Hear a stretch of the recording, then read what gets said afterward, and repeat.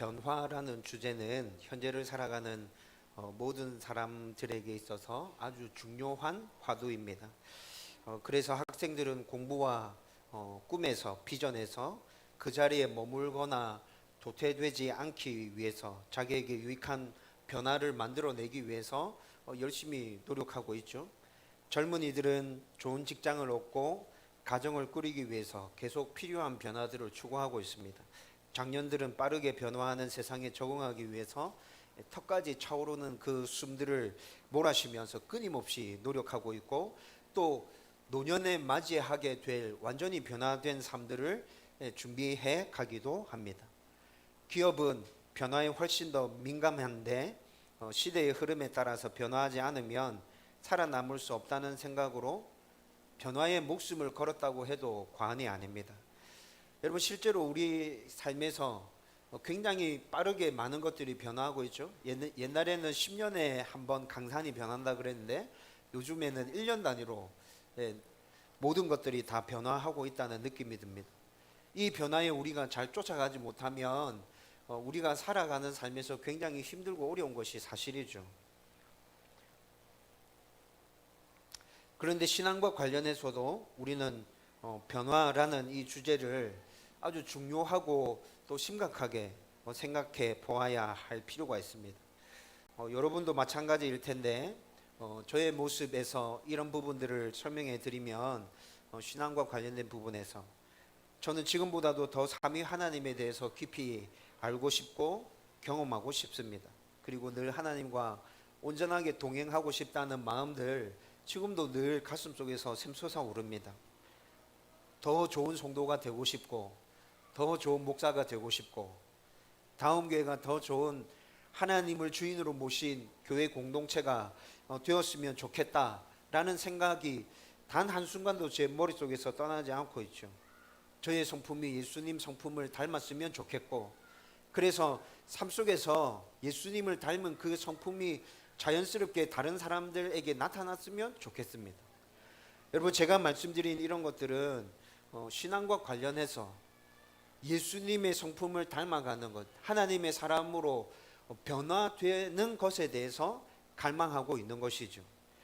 여러분, 변화를 이렇게 신앙적인 부분에서 갈망하고 있다고만 해서 좋은 하나님의 사람이 될 수 있습니까? 우리 안에 변화가 일어날 수 있나요?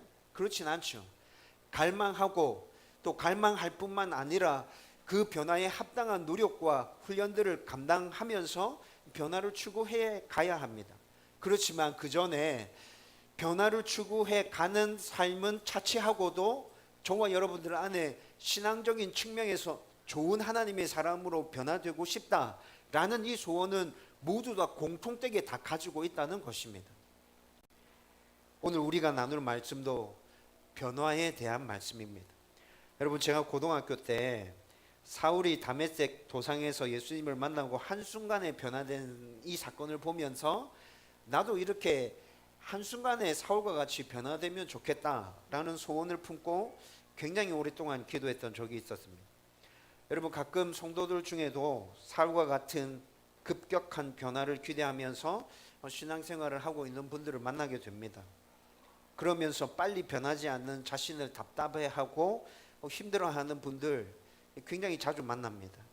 여러분, 그런데 분명한 것은 지금 이 시대에도 하나님은 모든 성도들을 좋은 하나님의 사람으로 변화시키기 위해서 일하고 계십니다.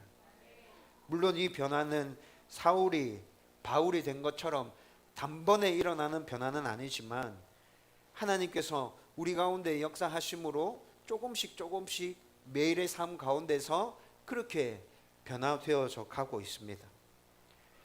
그리고 오늘 우리가 읽었던 본문 말씀에서 우리가 하나님의 사람으로 온전히 변화되기를 소원하는 그 변화의 과정 중에 어떤 일이 일어나게 될 것인지에 대해서도 말씀해 주고 있어요.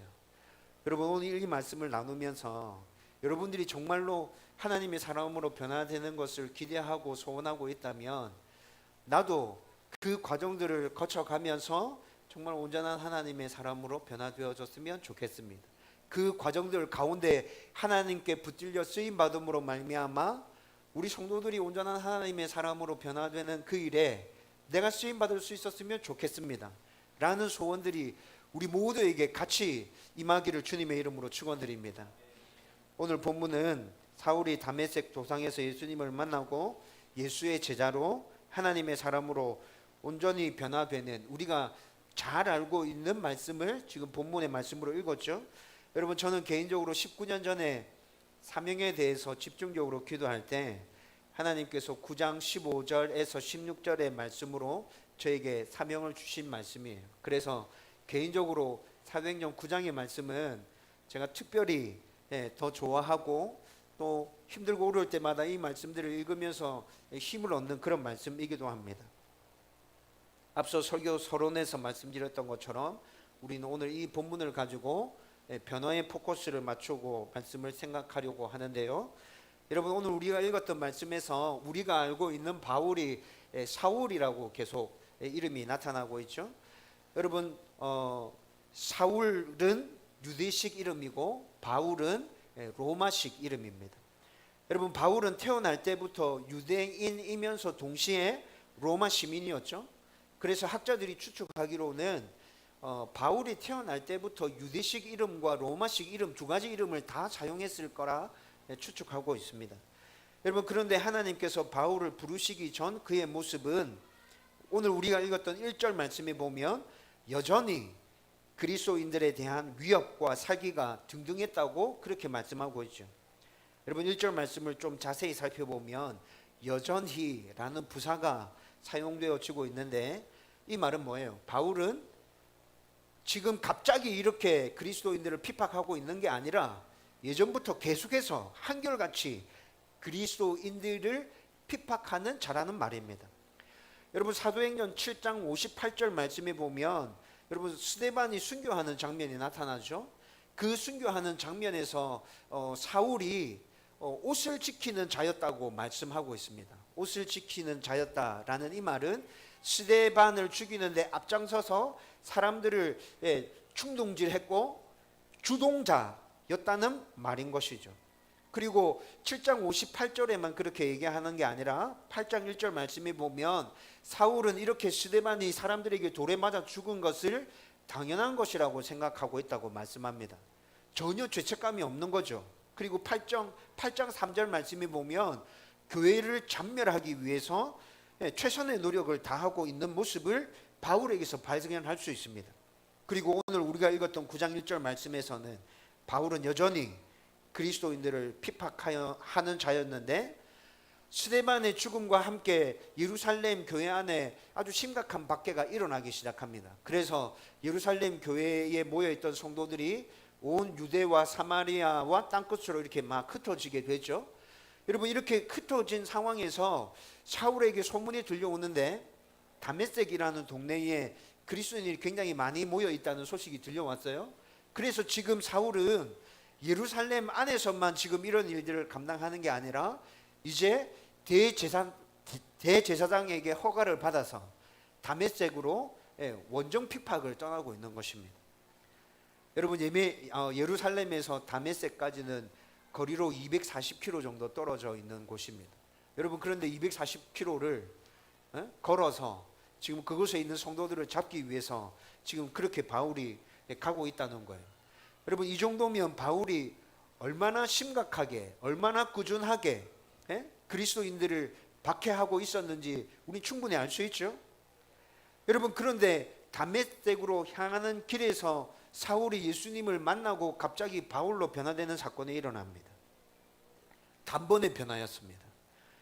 여러분, 이 변화에서 우리는 바울은 단번에 예수님 만나고 변화되어졌지만, 그렇지만 우리는 모든 삶의 순간과 여정 가운데서 조금씩 변화되어져 가는 그런 삶을 살아야 하지만, 그렇지만 단번에 일어난 그 변화와 변화의 과정을 꾸준하게 거쳐가는 우리의 변화 사이에서 공통된 부분을 오늘 말씀에서 발견할 수 있다는 것이죠. 여러분, 바울은 단번에 변화되어졌기 때문에 바울의 변화에서 겪었던 그 과정이 우리 가운데는 적용되지 않는다 생각하면 그건 잘못 생각한 것입니다. 바울이 단번에 변화되어졌지만 그 단번에 변화의 과정에서 경험한 그 바울의 경험이 날마다 삶 가운데서 조금씩 변화되어져 가는 우리의 변화의 과정 가운데도 똑같이 적용되어지고 하나님께서 똑같은 그런 과정들을 통해서 우리를 변화시켜 가신다는 것이죠. 여러분, 바로 그러면 바울의 변화에 나타나는 첫 번째 과정은 뭐예요? 예수님을 인격적이며 개인적으로 깊이 만나는 것입니다. 여러분, 오늘 4절 말씀에 보면 전지전능하신 하나님이신 예수님이 다메섹으로 향하고 있는 바울에게 갑자기 나타나셔서 질문하고 계십니다. 4절 말씀에 그 질문이 나타나죠. 간단하게 정리하면 왜 나를 박해하느냐 이겁니다. 지금 사울에게 딱 나타나셔서 예수님이 왜 나를 박해해? 이렇게 묻고 계신다는 것입니다. 그런데 이 질문에 두 가지 의문이 생깁니다. 첫 번째는 바울은 지금 예수님을 박해한 게 아니잖아요. 예수 믿는 사람들을 박해하고 있는 거죠. 그런데 4절 말씀에서는 분명히 예수님께서 왜 나를 박해하느냐라고 사울에게 묻고 있다는 것입니다. 두 번째는 하나님이신 예수님이 사울에게 이렇게 질문할 필요가 있을까요? 하나님은 전지전능하신 분이잖아. 모든 걸 다 알고 있잖아요. 그렇죠? 지금 사울이 다메섹으로 왜 가는지도 하나님은 말하지 않아도 다 알고 계십니다. 사울 안에 어떤 생각을 가지고 있는지 하나님은 다 알고 계십니다. 그런데 왜 이렇게 질문하느냐라는 것입니다. 여러분, 첫 번째 의문은 예수를 믿어서 하나님의 자녀된 자들을 박해하는 것은 하나님이신 예수님을 박해하는 것과 똑같다는 것입니다. 여러분, 이것은 이 세상의 부모와 자식의 관계를 생각해 보면 금방 이해됩니다. 여러분, 어떤 사람이 여러분들의 자녀를 못 살게 괴롭힙니다. 나를 괴롭히는 게 아니죠. 육체적인 고통은 나는 못 느껴요. 그렇죠? 그런데 심적인 부분에서 어떻게 됩니까? 진짜 미치죠. 누군가가 내 자녀를 괴롭히고 있을 때, 내가 그걸 알았을 때, 여러분, 우리가 부모로서 감당해야 되는 그 심적인 괴로움이 얼마나 큰 것인지는 부모인 여러분들은 경험해 보아서 알잖아. 여러분, 지금 예수님도 그런 마음인 거예요. 왜 내 새끼를 건드리냐? 왜 나를 박해하느냐? 여러분, 이렇게 묻고 있다는 것이죠. 여러분, 두 번째 의문은 하나님이신 예수님은 전지전능하셔서 다 알고 계실 건데, 그리고 하나님께서 모든 만물의 주인 되셔서 다스리고 통치하시는 분인데, 사울은 지금 분명히 잘못하고 있는 게 맞는데, 그렇다면 사울에게 나타나셔서 혼내시고 야단치시고 너 이렇게 하는 거 잘못된 거야, 너 진짜 큰일 나, 확 이렇게 해서 바로 잡아주시는 게 훨씬 더 빠르지 않나? 우리는 이렇게 생각할 수 있어요. 여러분, 그런데 이건 역시 자녀를 키워 보신 분이라면 왜 이렇게 하는지 조금 공감할 수 있게 될 것입니다. 여러분, 자녀를 잘못했을 때, 혼내고 야단칠 때, 여러분, 인격적으로 자녀를 대하는 것은 어떤 것입니까? 그냥 일방적으로 부모가 가지고 있는 힘과 권위를 앞세워서 야단치고 혼내고 그렇게 해서 고쳐, 너 이거 안 돼, 이렇게 하는 게 자녀를 인격적으로 대하는 것입니까? 그렇지 않죠. 여러분, 자녀를 인격적으로 대할 때는 왜 그런 일을 했는지부터 물어봅니다. 너 왜 그랬어? 듣고 난 다음에 그것이 잘못된 것이라는 것을 자녀가 이해할 수 있는 수준에서 설명해 주죠. 그래, 너는 이런 생각을 가지고 그렇게 했구나. 그런데 너가 한 행동은 지금 잘못된 거야. 왜냐하면 이런 부분들 때문에 잘못되었고, 이것이 계속 지속되면 너는 이렇게 이상하게 될 수가 있어. 그러니까 이렇게 하면 안 돼. 그리고 이 부분을 확실하게 고치려고 하면 너에게 약간의 제재가 필요한 것 같아. 이렇게 했으면 좋겠어. 여러분, 이렇게 얘기해 주는 게 자녀를 인격적으로 대하고 그리고 인격적으로 교육하는 것이죠. 그런데 우리는 이렇게 하는 것이 인격적이라는 것을 잘 알고 있지만 실제의 삶 속에서는 이렇게 잘 되지 않습니다. 특히나 저 같은 성격을 가진 부모는 더 그렇습니다. 자녀가 잘못한 모습을 보면 어떻게 하죠? 소리 지릅니다. 야! 이런! 소리 지르고 경고합니다. 첫 번째 경고, 하지 마라, 너 혼난다. 두 번째 하면 어떻게 돼요? 야! 이 소리가 더 커지죠. 엄청 커집니다. 두 번째 경고다, 너 진짜 큰일 난다. 세 번째 하면 어떻게 됩니까? 몇 차례 가져와. 끝나는 거죠. 이렇게 해서 교육하는 것이 우리의 모습 가운데 나타나고 있는 아주 주된 모습이라고, 자녀 교육에 있어서. 여러분, 그러나 하나님께서는 우리를 이렇게 교육시키지 않습니다. 하나님은 우리에게 이렇게 다가오지 않는다고요. 하나님은 언제나 인격적으로 다가오시죠. 바울에게도 사울에게도 마찬가지였습니다. 하나님은 모든 것 다 알고 계셨습니다. 예수님은 모든 걸 다 알고 계셨다고요. 그런데 사울에게 질문하죠. 너 왜 이러니? 너 왜 이러니? 너가 하고 있는 이 일이 굉장히 잘못된 일이라는 걸 넌 알고 있니? 너 이렇게 하면 안 돼. 여러분, 하나님께서 항상 우리를 찾아오실 때는 이렇게 인격적으로 찾아오신다는 것입니다. 하나님과 만났던 그 순간을 다시 떠올려 보십시오. 여러분, 하나님께서 여러분들을 일방적으로 몰아붙였습니까? 여러분, 제가 하나님을 만났을 때 기억을 떠올려 보면 하나님 저의 잘못에 대해서 지적했던 적 단 한 번도 없습니다. 단 한 번도 없었습니다. 제가 잘 살아가고 있어서 그런 것이 아닙니다. 늘 죄악 가운데 허덕이고 있고 좌절하고 넘어지고 실수하고 그런 삶들이 반복되어지고 있음에도 불구하고 하나님은 저의 잘못에 대해서 단 한 번도 지적하지 않으셨습니다. 위로해 주셨고 품어 주셨고 제 등을 쓰다듬어 주셨고, 그렇게 하시면서 하나님은 제 스스로 무엇이 잘못되었는지 깨닫기를 원하셨어요. 기다려 주셨어요. 참아 주셨어요. 하나님이 그 사랑을 받으면서 내가 무엇이 잘못되었는지 깨달아졌고, 내가 이 부분에서 지금 하나님께 어떻게 반응해야 되는지가 알게 되었다고. 여러분, 하나님은 왜 이렇게 인격적으로 우리에게 다가오실까요? 여러분, 좀 전에 설명해 드렸던 것처럼 하나님은 우리에게 충분히 야단치시고 혼낼 수 있는 권위를 가지신 분이잖아요. 그만큼 우리를 사랑해 주시는 분이잖아요. 여러분, 그럼에도 불구하고 그냥 늘 일방적이지 않고 늘 우리와 교제를 나누는 그 인격적인 관계 속에서 우리를 계속 찾아오고 계신다고요. 왜 그럴 것 같아요? 여러분, 하나님은 충분히 자신의 권위로 우리 가운데 일방적으로 밀어붙일 수 있지만, 여러분, 그렇게 해서 우리가 하나님께 순종하고 하나님의 말씀을 부여잡고 따라갈 때 여러분, 우리가 이상하게 반항하면서 튈 수 있다는 것이죠. 여러분, 자녀들 가운데서 그런 모습 나타나잖아요.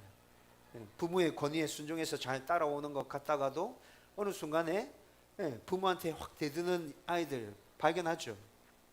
우리 삶에서 그런 거 가끔씩 경험하게 됩니다. 이것뿐만이 아니라 그냥 늘 하나님께서 인도해 주시는 대로 그 권위에 순종해서 따르고 순종한다 하더라도 여러분, 힘들고 어려운 일들을 만났을 때 그렇게 내가 깊이 깨닫지 않은 순종과 동의는 빨리 무너져 내릴 수 있다는 것입니다. 여러분, 이것도 무슨 말인지 여러분 이해하시죠? 나 스스로 나의 잘못이 무엇인지를 깨닫고 내가 이것을 바꾸어야 되구나 라고 생각하고 결단해서 바꾸어낸 것은 다시 예전의 모습으로 잘 돌아가시던가요? 그렇지 않아요. 예전의 모습으로 잘 안 돌아가져요. 여러분, 그렇지만 누군가가 지적해서 바꾼 것은 예전의 모습으로 쉽게 돌아가 있는 나를 발견할 때가 정말 많습니다. 여러분, 하나님께서는 이 모든 것들을 다 알고 계시는 거죠. 우리를 만드신 하나님께서 우리를 너무 잘 알고 계시는 거예요. 우리의 진짜 변화는, 진정한 변화는 인격적인 관계 안에서 스스로 깨닫고 스스로 회개하고 스스로 돌이킬 때 가능하다는 것을 주님께서 아시고 그렇게 우리에게 인격적으로 찾아와 주신다는 것입니다. 7절 말씀을 보면 여러 사람이 함께 또 다메섹으로 향하고 있는데 오직 바울만 부르시고 계시는 말씀을 확인할 수 있어요. 여러분, 여기서 또 무엇을 발견할 수 있죠? 하나님은, 예수님 우리를 찾아오실 때 인격적으로 찾아오신다. 또 7절 말씀을 통해서 하나님은 우리를 찾아오실 때 개인적으로 찾아오신다. 여러분, 가끔씩 집단적으로 성령의 역사가 강력하게 일어날 때 있습니다. 근데 그건 제가 좀 전에 말씀드렸던 것처럼 가끔 일어나는 일입니다. 그러면 보편적으로 하나님께서 성도들을, 우리를 찾아오실 때 어떻게 찾아오십니까? 개인적으로 찾아오십니다. 여러분, 바울의 일행들이 지금 바울과 함께 다메섹 도상으로 향해서 가고 있죠. 그런데 갑자기 이상한 소리가 들려왔습니다. 여러분, 이 소리에 대해서 7절 말씀 어떻게 얘기하고 있어요? 바울은 그 소리를 알아들었고 누군가가 나를 부르고 있다는 것을 깨달았어요. 그런데 바울의 일행은 어때요? 몰라요. 그 소리가 들려온 건 알았는데 그 소리가 누구의 소리인지, 그리고 그 소리가 담고 있는 의미가 무엇인지 바울의 일행들은 지금 이해하지 못했다고 말씀하고 있습니다. 오직 바울만이 하나님이신 예수님의 음성을 듣고 그 음성을 이해한 것입니다. 다시 말하면 이 사건에서 지금 예수님은 누구만 찾아오신 거예요? 바울만을 찾아오신 거라고. 이것은 하나님께서 우리를 찾아오실 때도 마찬가지입니다. 여러분들이 예수님을 인격적으로 처음 만났을 때 그때를 다시 한번 떠올려 보십시오. 여러분, 제가 처음으로 예수님을 인격적으로 만났던 때는 고등학교 2학년 때 겨울 수련회였습니다. 여러분, 그때 그 겨울 수련회에 400명에서 500명 정도 되는 청소년들이 있었습니다. 마지막 폐회 예배를 드릴 때 예수님은 저를 찾아와 주셨어요. 한없이 쏟아지는 눈물을 어떻게 주체할 수가 없어서 장의자 밑에 머리를 쳐박고 심하게 울었던 기억이 있습니다. 여러분, 보통 수련회 마지막 날 폐회 예배 드리는 분위기 어떤지 아십니까? 수련회 가보신 분 있죠? 은혜를 사모하면서 아이들의 눈이 반짝반짝 빛날 것 같습니까? 아니요, 그렇지 않죠. 폐회 예배는 말 그대로 2박 3일이나 3박 4일 되는 빡빡한 일정을 모두 마무리하는 예배가 바로 폐회 예배죠. 그래서 대부분의 아이들이 이때도 졸고 앉아 있습니다. 설교하시는 목사님도 설교를 길게 하려고 생각하지도 않습니다. 그냥 대충 이렇게 말하면 좀 목사님 그렇게 말해도 되나요 싶을 정도이지만 띄우기 식으로 그냥 하나의 형식으로 치르는 게 폐회 예배죠. 은혜를 기대하는 사람도 없어요. 여러분, 그런데 고등학교 2학년 겨울 수련회 그 폐회 예배 때 하나님께서 저를 찾아오셨다고요. 여러분도 하나님과, 아니 예수님과의 그 인격적인 만남들 주로 생각해 보면 개인적인 만남이었을 것입니다. 집회에 참석해서 이렇게 모여서 함께 예배 드리면서 우리가 은혜를 경험할 때 있습니다. 그런데 그 은혜들은 모두 다에게 똑같이 주어지는 은혜가 아니라 모두가 다 같이 은혜를 받았다 하더라도 각자 개인에게 맞는 은혜를 하나님께서 허락해 주신다고요. 여러분, 이것을 지금 개인적인 은혜라고 말씀드리고 있는 것입니다. 여러분, 하나님은 우리를 찾아오실 때 이렇게 찾아오십니다. 예수님이 바울을 찾아가실 때도 이렇게 찾아가셨습니다.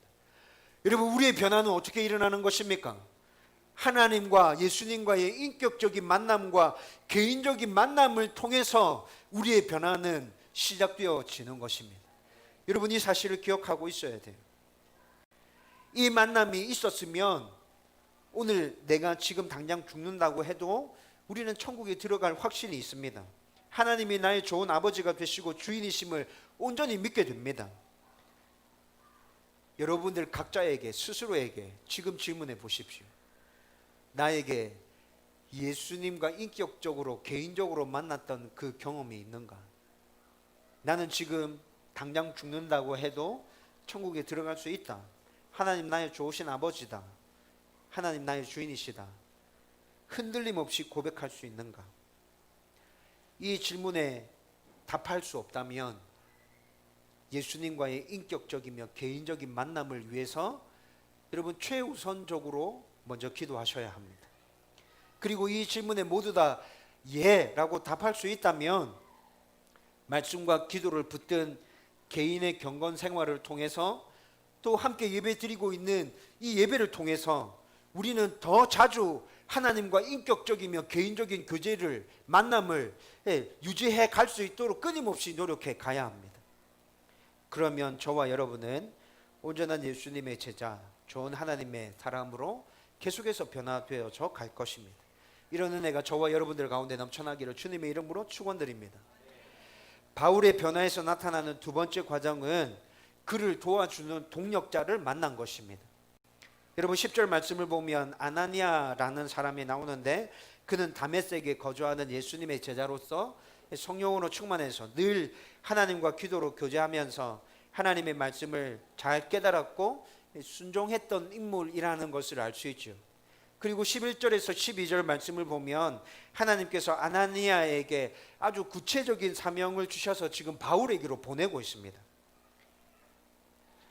그런데 아나니아가 받은 사명에 순종하는 데는 아주 큰 문제가 있어요. 이 문제와 관련해서 지금 13절과 14절 말씀을 보면 아나니아가 하나님께 질문하는 것이 나타나 있는데, 그 질문 요약하면 이렇습니다. 바울은 그리스도인들을 핍박하고 스데반을 돌로 쳐 죽인 인물입니다.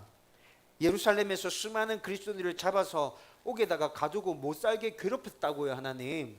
그리고 다메섹에 있는 성도들까지 잡아가기 위해서 지금 제사장에게 허가를 받아서 이곳으로 오고 있는 사람이에요. 그런데 제가 지금 그 사람에게 가야 된다고요? 지금 13절과 14절에 있는 말씀은 하나님께 아나니아가 이렇게 질문하고 있는 거예요. 여러분, 아나니아의 처지에서 한번 생각해 보십시오.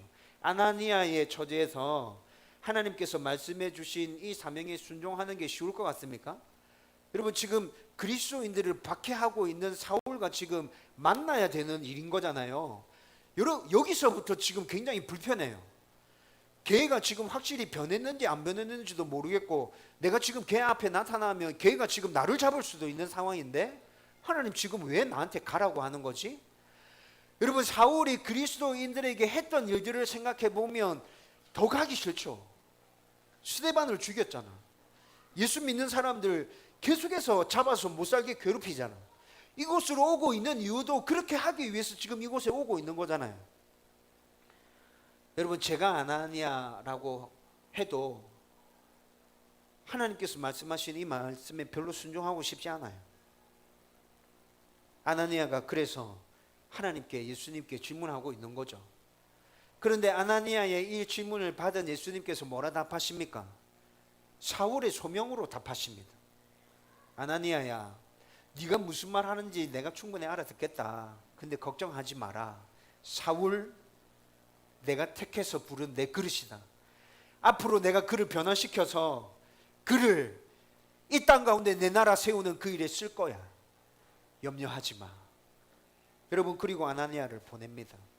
여러분, 이 대답을 듣고 아나니아는 기쁜 마음으로 사울을 찾아갑니다. 아니, 목사님, 아나니아가 기쁜 마음으로 사울을 찾아갔다는 것을 어떻게 알 수 있어요?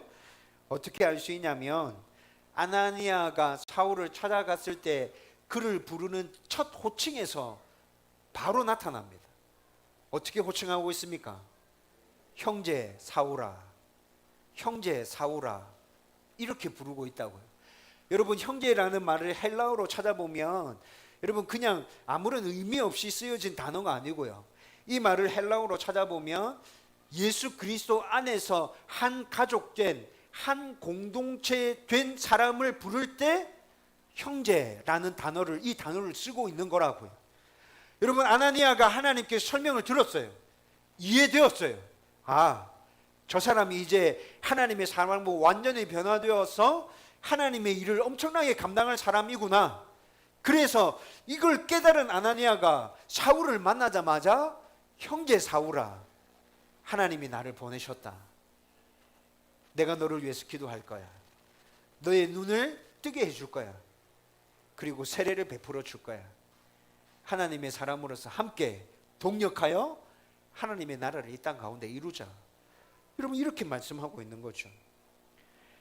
여러분, 이렇게 하나님은 바울의 변화를 위해서 신실한 하나님의 사람을 준비하시고 그에게 보내주십니다. 여러분, 이것은 우리의 변화에서도 마찬가지입니다.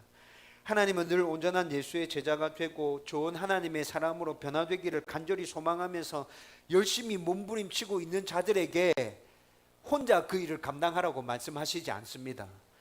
좋은 사람 보내주십니다. 함께 변화를 이루어갈 동력자들을 허락해 주신다고요. 그래서 서로 격려하고 섬기면서 믿음이 약한 사람은 도움을 받으면서 하나님의 사람으로 변화되어서 가는 것이고, 믿음이 좀 견고한 사람은 믿음이 연약한 사람을 도와주는 그 섬김을 통해서 하나님의 사람으로 더 온전하게 변화되어져 가는 것입니다. 여러분, 따라서 여러분 이 말을 귀담아 잘 들으시고 가슴에 새기십시오. 믿음이 연약한 사람들, 성도들이 나를 막 도와주고 나를 막 챙겨주는 것에 대해서 부담스러워하지 않아도 됩니다. 신앙생활을 좀 오래 하셔서 그래도 믿음이 견고하게 서 있는 여러분들, 성도들을 도와주고 섬기는 그 일을 귀찮게 생각하시면 안 됩니다. 우리는 함께 동력하여서 예수의 사람으로 세워져 가는 믿음의 동력자들입니다. 우리는 그 일을 함께 추구해 가야 합니다.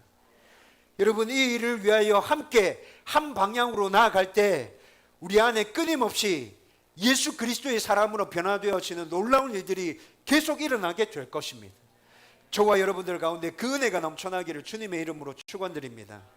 마지막으로 바울의 변화에서 나타나는 세 번째 과정은 스스로 말씀을 묵상하고 하나님에 대한 지식과 경험을 확실하게 붙드는 것입니다. 여러분 19절 말씀에 보면 다메섹에서 아나니아의 기도를 받고 눈이 회복되어진 사울, 그리고 사울은 제자들과 함께 며칠 동안 그곳에 머물렀다고 19절 말씀 그렇게 얘기해 주고 있죠. 여러분 헬라어로 이 며칠 동안이 얼마인지 살펴보면 말 그대로 길지 않은 몇 날의 기간을 얘기하는 걸 며칠 이렇게 얘기했습니다. 여러분 그런데 이 며칠 동안 사울이 도대체 무슨 생각하고 있었을까요? 여러분 사울은 지금 굉장히 충격받았어요. 자기가 그동안 살아왔던 모든 것들이 다메섹 도상에서 예수 그리스도를 만남으로 인해서 한순간에 다 뒤집어졌어요. 여러분 이런 경험 해보셨습니까? 내가 붙들고 있었던 모든 것들이 다 깨부셔졌을 때 여러분들 어떤 느낌이었죠? 막 힘이 솟아올랐나요? 내가 그동안 잘못 살아왔구나, 막 푹 쳐져서 삶들을 포기하면서 막 그렇게 침체 가운데 있었습니까? 여러분들이 경험해 보신 그 경험들을 한번 떠올려 보세요. 이뿐만이 아니라 사도행전 9장 25절에서 26절, 25절과 26절 사이는 바로 이어져서 이렇게 사건이 쭉 흘러가는 것처럼 보이는데 실상은 이 사이에 3년가량의 공백이 있습니다. 25절에서 26절로 넘어가는 이 사이에 3년가량의 공백이 있다고요. 여러분 이 공백에 대해서 갈라디아서 1장 17절에서는 잠깐 언급해 주고 있는데 사울이 아라비아 광야에서 3년을 보냈던 기간이라고 그렇게 말씀해 주고 있어요. 여러분 그런데 19절의 며칠과 25절에서 26절 사이에 3년은 바울이 다메섹 도상에서 예수님을 만나고 난 후에 곧바로 있었던 일이라고 해도 과언이 아닌 거죠. 그러면 이 기간에 바울은 도대체 무엇을 했냐는 말입니다.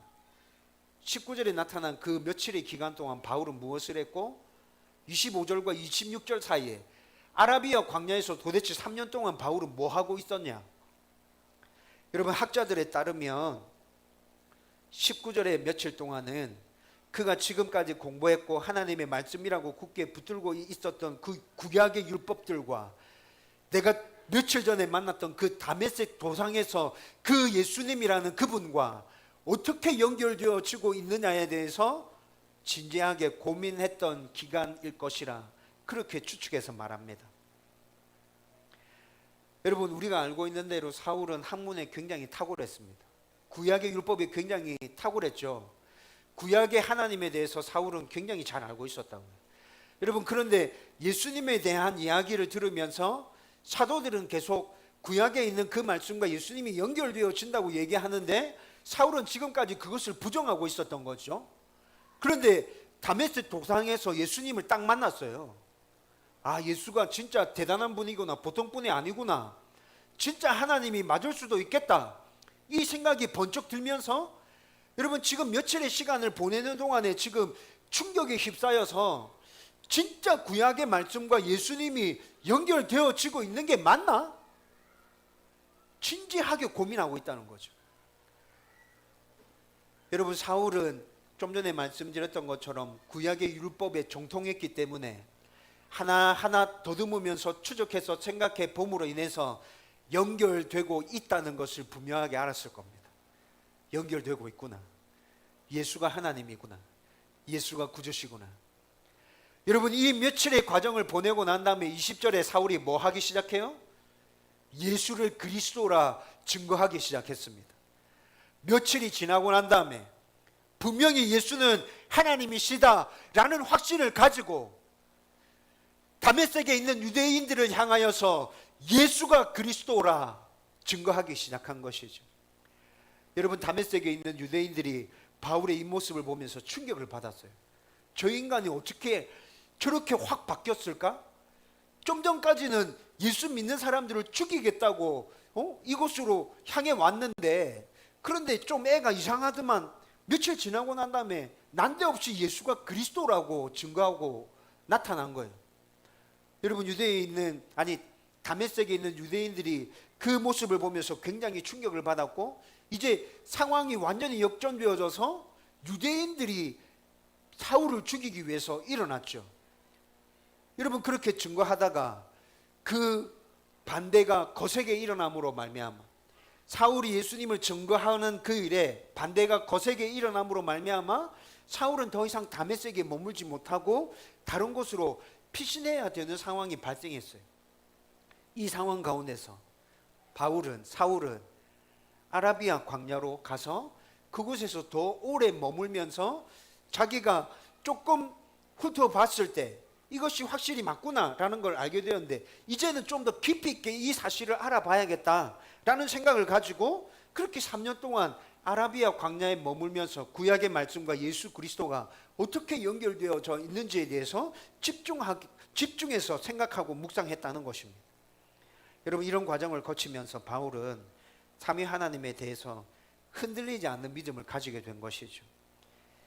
신앙생활을 오래 하신 분들 중에 구원의 확신이 있어요.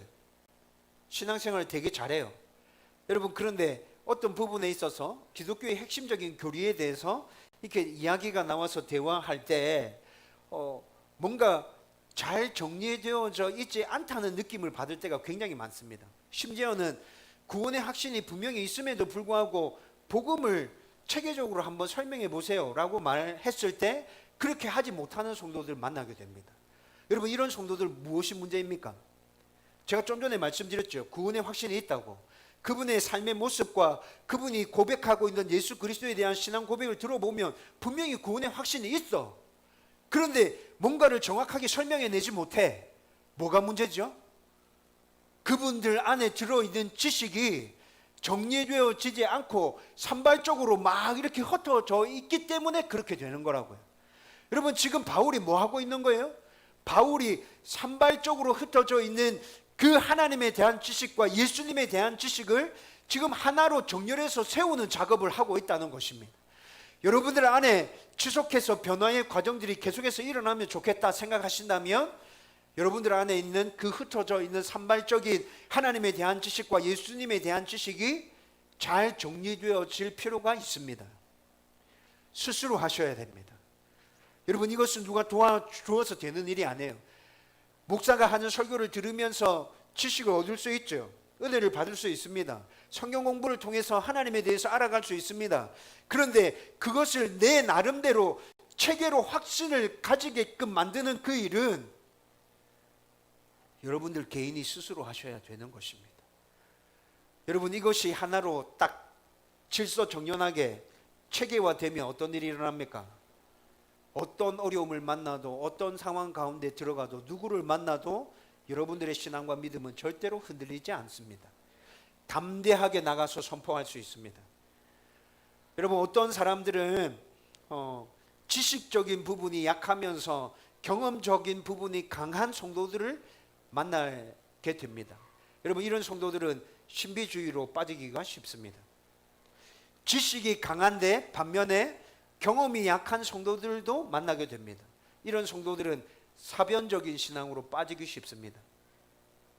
여러분, 이 두 가지 모두 다 온전한 신앙인으로 우리가 변화되는 데 있어서 좋은 신앙생활이 아니라는 것이죠. 그러면 우리가 온전한 우리가 신앙생활을 하면서 온전하게 하나님의 사람으로 변화되는 데 있어서 좋은 건 어떤 거예요? 지식이 체계화되어서 딱 정리되어지고 이 지식이 바탕에 깔린 상황에서 말씀과 기도를 통해서 살아계신 하나님을 내 삶 가운데 경험하는 것, 이것이 하나로 일치되어지면 우리는 온전한 하나님의 사람이 되는 것입니다. 우리 가운데 놀라운 변화들이 일어나게 되는 것이죠. 저와 여러분들이 이 변화를 추구해 갈 수 있기를 주님의 이름으로 축원드립니다. 여러분, 이제 말씀을 정리하려고 합니다. 여러분, 바울의 변화에 나타났던 그 변화의 과정들 세 가지를 오늘 살펴보았습니다. 그런데 목사님들이 이 세 가지의 변화의 과정에서 어디에 집중해서 말씀을 가르치던가요?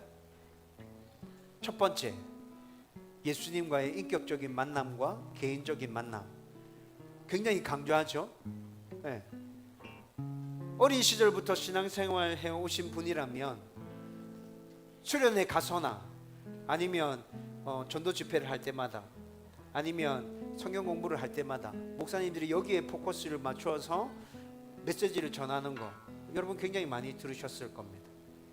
여러분, 그런데 오늘 설교를 다 들어보니까 이거 하나만으로도 우리 안에 온전한 변화가 일어날 수 있다는 생각이 드시나요? 아니요. 세 가지 다 있어야죠. 우리에게 좋은 동력자도 있어야 되고, 목사님들이 제가 생각하기에 제일 소홀하게 생각하는 개인적인 그 묵상과 고민들을 통해서 하나님에 대한 지식이 체계적으로 잡혀가는 그 과정들, 여러분, 이 모든 것들이 다 있어야 우리가 좋은 하나님의 사람으로 변화되어져 가는 것이라고. 여러분, 그리고 다시 말씀드리는데 여러분들의 변화는 단번에 급격하게 일어나지 않습니다. 단번에 급격하게 일어나지 않습니다. 하나님이 우리를 부르시는 그날까지 우리는 변화를 추구해 가야 합니다. 몸부림쳐야 합니다. 노력해야 합니다. 조금씩 변화되어져 갈 것입니다. 그렇지만 그 과정은 나무가 땅속 깊이 뿌리를 내리는 과정과 똑같은 것입니다. 여러분, 그렇게 우리가 조금씩 변화되어져 가면서 우리는 흔들리지 않는 하나님의 사람으로 우뚝 서게 될 것입니다. 1년이 지난 뒤에, 3년이 지난 뒤에, 5년이 지난 뒤에 나의 모습을 한번 돌이켜 보십시오. 놀랍게 변화되어져 있는 나 자신을 발견하게 될 겁니다. 내 삶 가운데 하나님께서 변화를 이루어 오셨다는 것을 깨닫게 될 것입니다. 그것이 우리에게 은혜가 되는 것이죠. 여러분, 이 은혜들을 저와 여러분들이 함께 나눌 수 있기를 주님의 이름으로 축원드립니다.